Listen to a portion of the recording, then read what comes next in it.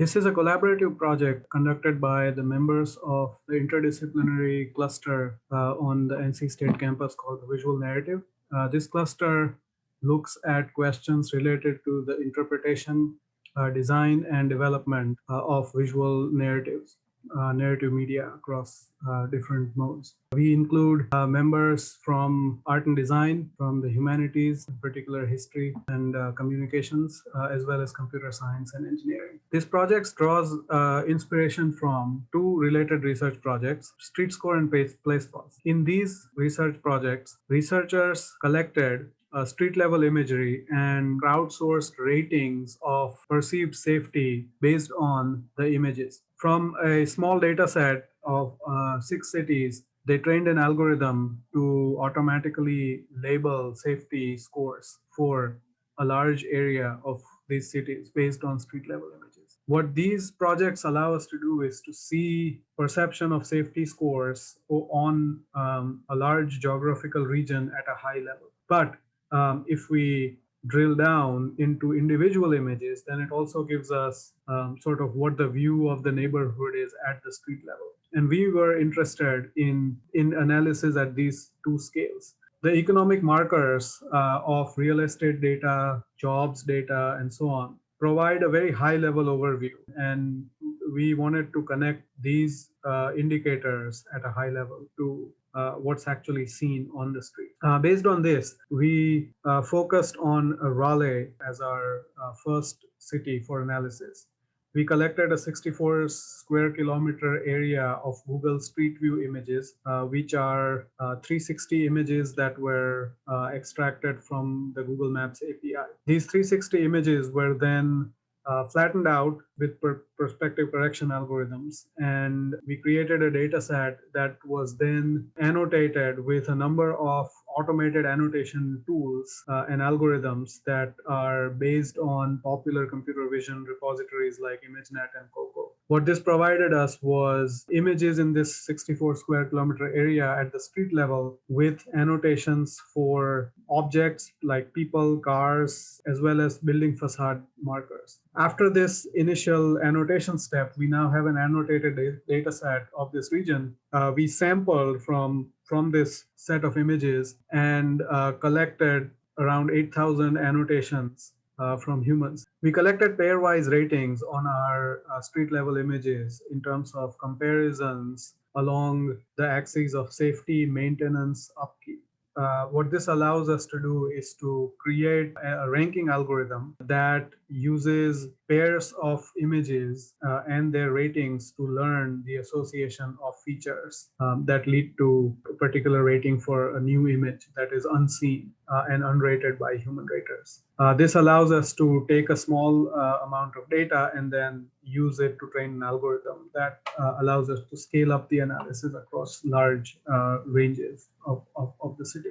The algorithm is based on a Bayesian ranking algorithm that was originally developed by researchers at Microsoft Research and is being currently used by the Xbox team for matchmaking in multiplayer games. This algorithm called TrueSkill is based on a Bayesian skill ranking method, which is originally inspired by the chess ranking algorithm, ELO.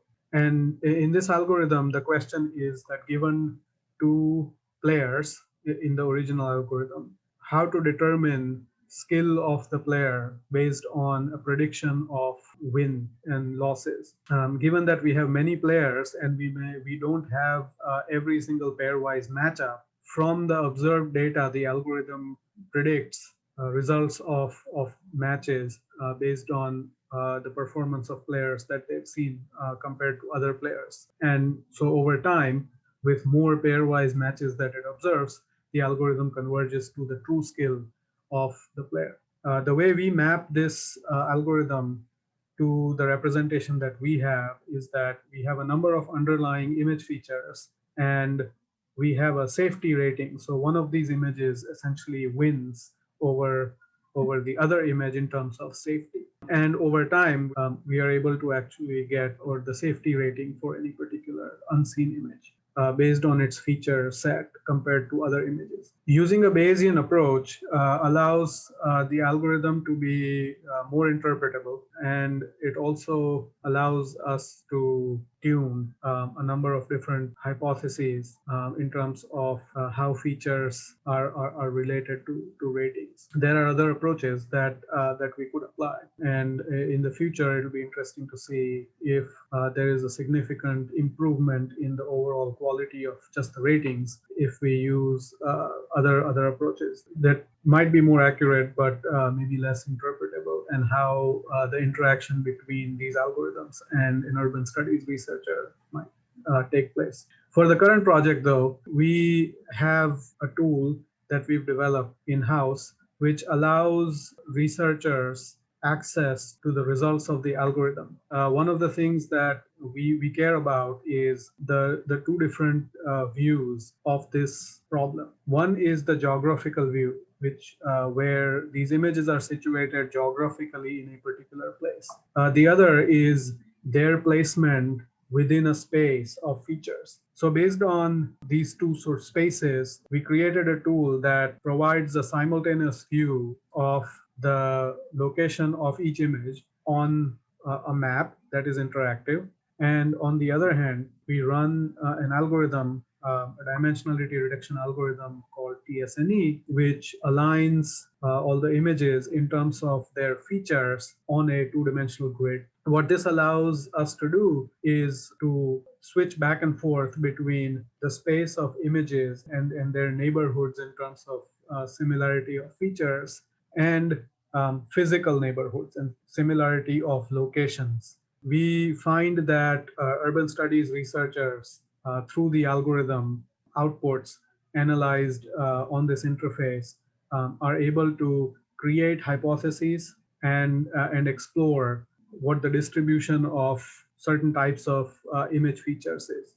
In this demo, for example, we show on the left side is the two-dimensional grid, which is the space of image features. On the right is the map location of these images. What the tool allows us to do is to select particular features in image space, for example. Here we see brick buildings are clustered together. And when we select this group of brick buildings, it allows us to see where those brick buildings exist on the map. And it shows us clusters. So for example, the NC State campus shows up prominently because of the red brick structures. Similarly, we can explore green areas. So for the parks department, for example, if they are interested in what the vegetation looks like, then a particular section of this image space has clusters of green areas, and these can be selected, and it shows the location of parks and other green areas. And in particular, now connecting this to overlaying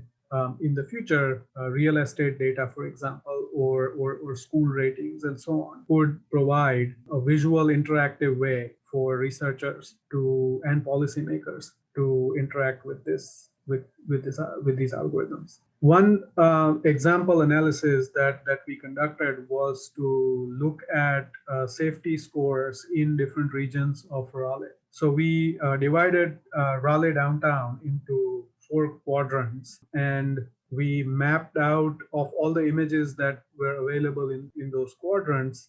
We mapped the distribution of safety ratings of these scores. We see that the north, west, and northeast regions of Raleigh have generally higher safety ratings. There are some images that are labeled as unsafe on the northeast side, and on further analysis, we see that these are associated with more commercial complexes. In the southeast, there are higher number of unsafe image labels. And on looking at some of these, we can see that some of the lower income areas in terms of real estate and other markers also are perceived as unsafe.